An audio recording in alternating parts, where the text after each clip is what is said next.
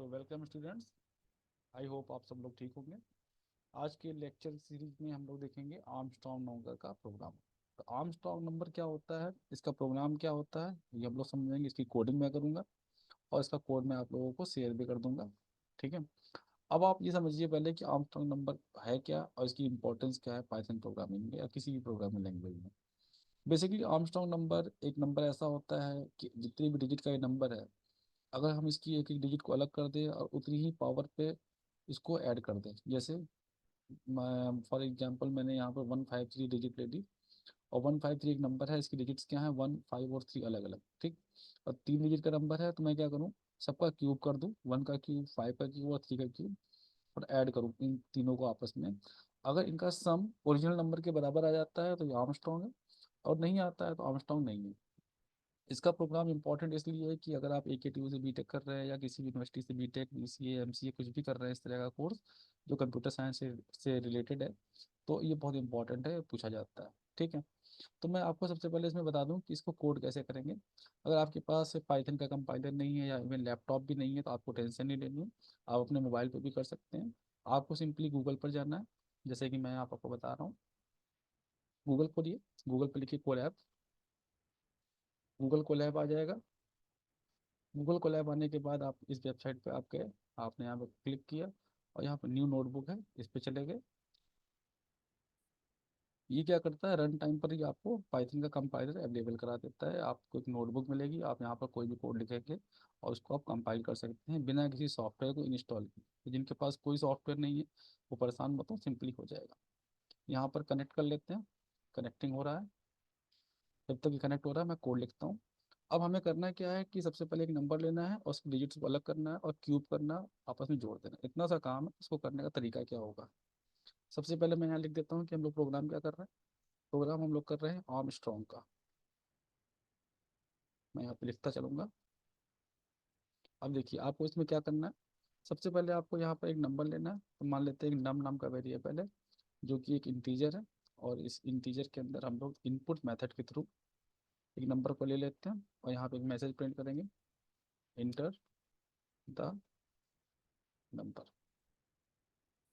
इसके बाद हमारे पास जब नंबर आ गया, इस नंबर को हम लोग सेव कर देंगे टेम्प नाम की वेरिएबल में। ऐसा इसलिए करेंगे क्योंकि जो भी ऑपरेशन हम नंबर पर करेंगे वो नंबर ओरिजिनल हमारा सेव रहे, इस वजह से टेम्प में हमने इसको नंबर को टेम्प में स्टोर किया, तो टेम्प पे ऑपरेशन करते रहेंगे, नंबर हमारा वैसे ही रहेगा। डिजिट्स हमको अलग करनी है तो डिजिट नाम का एक वेरिएबल ले लिया, इनिशलाइज कर दिया 0 से। जब कोई वैल्यू स्टार्टिंग में नहीं होती है तो हम उसको कोई ना कोई वैल्यू से इनिशलाइज करते हैं, तो सबसे अच्छा मेथड होता है कि हम 0 से इनिशलाइज कर दें जिसकी वैल्यू आगे अपडेट हो सकती है। और एक सम नाम का वेरिएबल होगा जो कि 0 है, और इसमें हम स्टोर करते रहेंगे वो नंबर जो कन्वर्ट होके मिलेगा। ठीक। अब हमें क्या लॉजिक बिल्ड करना है, हमको एक लूप चलाना है।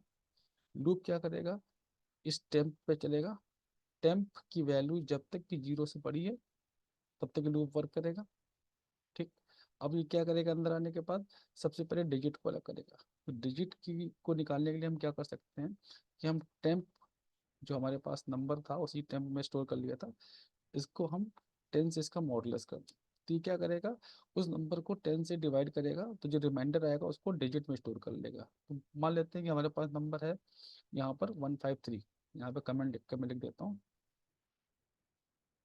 153 था। तो अगर इसका हम मॉडुलस 10 करेंगे तो हमारे पास जो आंसर आएगा वो आ जाएगा 3, क्योंकि ये लास्ट वाली जो डिजिट है इसको ये रिमाइंडर को अलग से सेव कर लेगा। इतना सही काम है।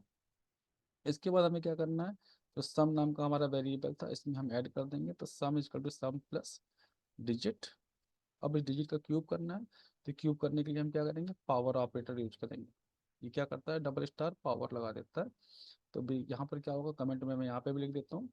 यहाँ पर क्या हो रहा है, सम की वैल्यू हो जा रही है सम इज इक्वल टू 0 पहले से था, प्लस डिजिट जो आई थी 3, और इसका पावर मतलब कि 3। ये क्या बन जाएगा बेटा, ये बन जाएगा 0 + 27, दैट इज 27। समझ गए बात को आप, कितना हो जाएगा। इस तरह से आगे बढ़ता रहेगा। अब हमको क्या करना है, जो नंबर हमारा टेम्प है इसको छोटा करना है ताकि वो अब अगले डिजिट पे जाए। तो हम इसके लिए क्या करेंगे, इसके लिए हम करेंगे सिंपल सा लॉजिक है। इसको हम इस ऑपरेटर के थ्रू इसको हम ट्रंकेट कर देंगे और यहाँ पर हम इस ऑपरेटर के थ्रू रो डिवीजन करके हम इसको 10 से डिवाइड करेंगे तो जो आएगा नंबर वो आएगा 15, इंटीजर पार्ट। जो फ्लोट पार्ट होता है वो हट जाता है। इस ऑपरेटर से जो इंटीजर पार्ट आता है डिवाइड करने के बाद उसको ही कंसीडर करते हैं। तो 15.3 होगा, तो 15.3 में से 15 को कंसीडर करेगा, तो नंबर हमारा जो था 10, अब वो 15 हो गया, जो पहले 153 था। ठीक है। इतना करने के बाद हम क्या करेंगे, इसी लूप को चलाते रहेंगे।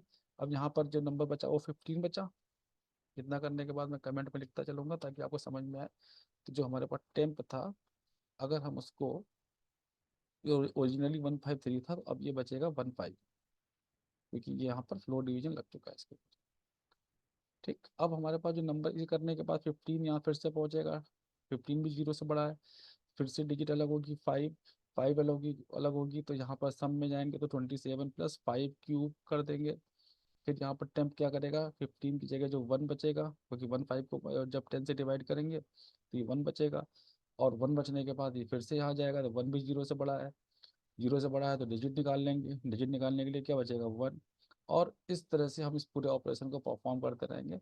लास्ट में जब हम इस लूप से बाहर आएंगे, जब इसकी वैल्यू 0 हो जाएगी और ये कंडीशन फेल हो जाएगी, तो हमको क्या करना रहेगा, जो ओरिजिनल नंबर हमारा था नम, उसको हम कंपेयर करेंगे जो हमने सब में वैल्यू स्टोर की है उससे।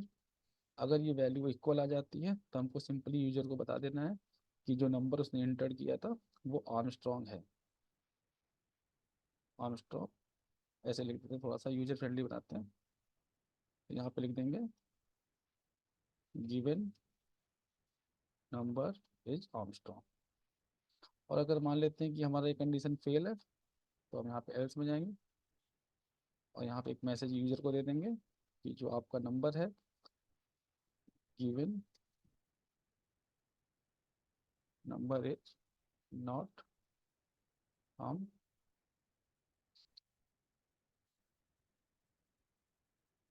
ठीक है। इतना सा लॉजिक इसमें बिल्ड करना है। तो अगर हम इस प्रोग्राम को एग्जीक्यूट करेंगे तो यहाँ पे जो बटन दिख रहा है आपको, इसको क्लिक कर देना है। ये प्रोग्राम मेरा एग्जीक्यूट हो गया। अब वो नंबर मांग रहा है। मैंने 153 को ही स्टार्ट किया था, तो 153 को ही पहले चेक कर लेते हैं। तो देखिए, तो गिवन नंबर इज आर्मस्ट्रॉन्ग, आपको ये आउटपुट मिल गया कि जो नंबर आपने एंटर किया है वो आर्मस्ट्रॉन्ग है। तो कैसे है ये मैंने यहाँ बताया, मैं फिर से एक बार आपको बता दूँ लॉजिक। 153 हमारे पास नंबर यहाँ पर था फर्स्ट आइट्रेशन में। यहाँ मैं ऐसे लिखा दे रहा हूँ फर्स्ट आइट्रेशन। तो फर्स्ट आइट्रेशन में हमारे पास क्या, कमेंट कर देता हूँ नहीं तो कंफ्यूजन हो जाएगी, कोड गलत हो जाएगा। फर्स्ट आइट्रेशन में 153 था नंबर। सेकेंड आइट्रेशन में नंबर हमारे पास क्या रहा, 15।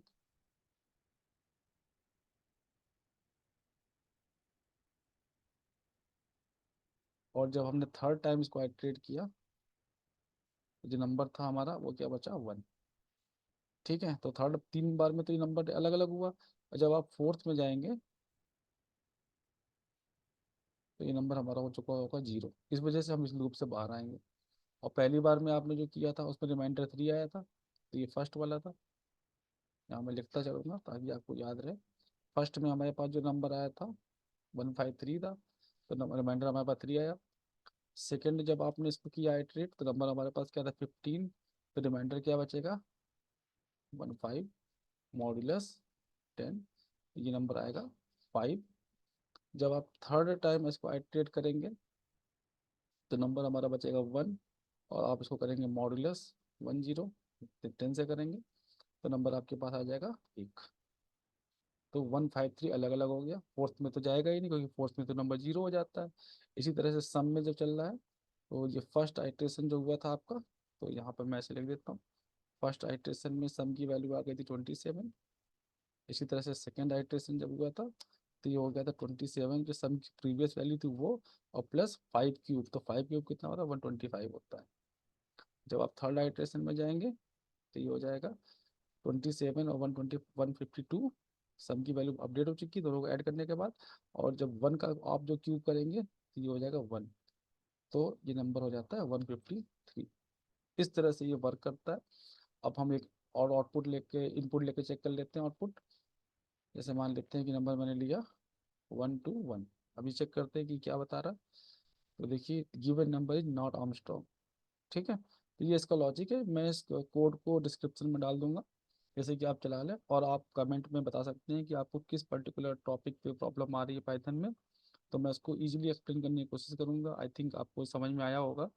इसके बाद भी अगर आपको कोई डाउट रह जाता है तो आप मुझे कमेंट कर सकते हैं कि सर क्या प्रॉब्लम आ रही है, तो आप बताएंगे तो मैं उसको क्लियर कर दूंगा। एंड आई बिलीव कि आपको वीडियो अच्छा लगा होगा। अगर अच्छा लगा है तो आप इसको लाइक, कमेंट और सब्सक्राइब जो भी ऑप्शंस हैं वो सब कर सकते हैं, ताकि मैं और भी वीडियो बनाता रहूँ। ठीक है, तो थैंक यू। और आप AKTU की अगर एग्ज़ाम की तैयारी कर रहे हैं तो आपको ये प्रोग्राम आना ही चाहिए, क्योंकि इस प्रोग्राम को अगर आप करेंगे तो आपको बहुत अच्छे मार्क्स मिलेंगे। इसी तरह से फिबोनाची सीरीज का हो सकता है, रिवर्स करने का हो सकता है, फंक्शंस हो सकते हैं, लैम्डा फंक्शन, तमाम तरह के कॉन्सेप्ट्स हैं। तो आप वो भी डिस्कस कर सकते हैं या पूछ सकते हैं। Thank you for watching my video. Have a good day.